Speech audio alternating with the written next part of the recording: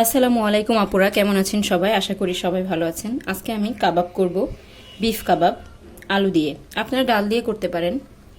আমি এই কাবাবের রেসিপি কিভাবে করছি এবং পুরাটা কিভাবে করব আপনাদের সাথে শেয়ার করতে আসলাম। আমি আলু আর বিফটা চুলায় বসিয়ে দিয়েছি।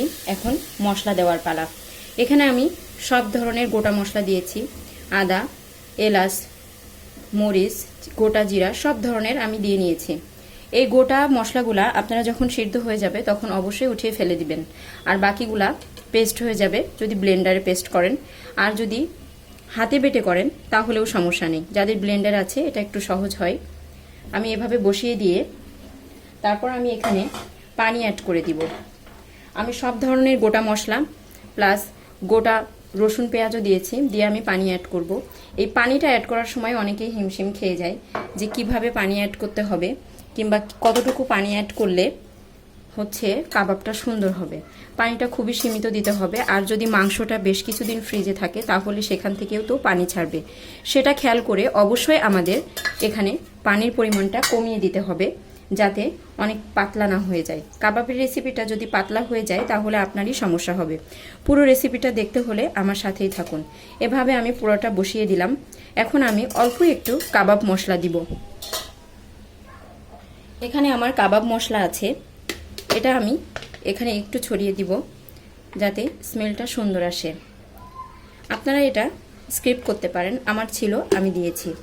এভাবে যদি কাবাবটা বসিয়ে দেন, দিয়ে প্রেসার কুকারে দিলে আপনার সুবিধা বেশি হবে, সিদ্ধটা সুন্দর হয় এবং পেস্ট করতেও সুবিধা হয়। তাই আমি এখানে প্রেসার কুকারেই দিয়েছি। আপনারা চাইলে পাতিলেও বসিয়ে দিতে পারেন। আমি প্রেসার কুকারে দিয়ে ঢাকা দিয়ে দিলাম। এভাবে আপনারা করে ফেলতে পারেন।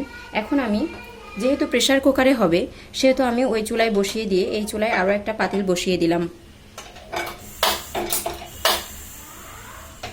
এখন আমি গরুর মাংস রান্না করব। গরুর মাংসটা আমি এখানে ধুয়ে কেটে পরিষ্কার করে নিয়েছি। দেখুন, এখন আমি এটা এখানে দিয়ে দিব। তারপর এখানে আমি মশলা বেটে পিষে রেখেছি। আমি যেহেতু পাটায় বাটা মশলা খাই সেহেতু বলার অবকাশ নাই যে আমি পাটায় বেটে তৈরি করে নিয়েছি মশলাটা। আমি এখানে মশলাগুলো দিয়ে দিলাম, সব ধরনের মশলা। আমি এখানে পেঁয়াজ কুচিয়ে রেখেছিলাম, একটু আস্ত পেঁয়াজ দিয়ে দিলাম। আমি এখানে গোটা মশলাও রেখেছিলাম, সেগুলোও দিয়ে দিলাম। এখন আমি এটা হাতে মাখিয়ে বসিয়ে দিব।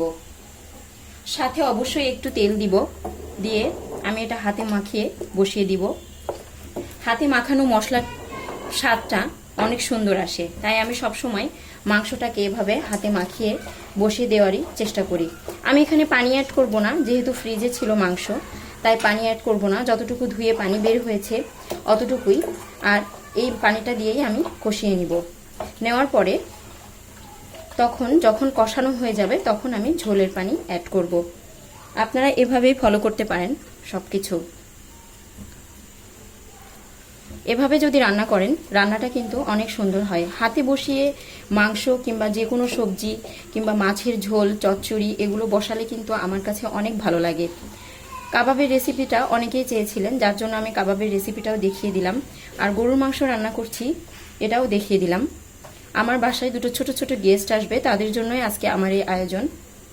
সামনে আরও কি কি রান্না করব এবং রেসিপিতে কি কি থাকছে, রান্নার পরে কেমন দেখাচ্ছে অবশ্যই আপনাদের সাথে শেয়ার করব পরের ব্লগে। আল্লাহ হাফিজ সবাইকে।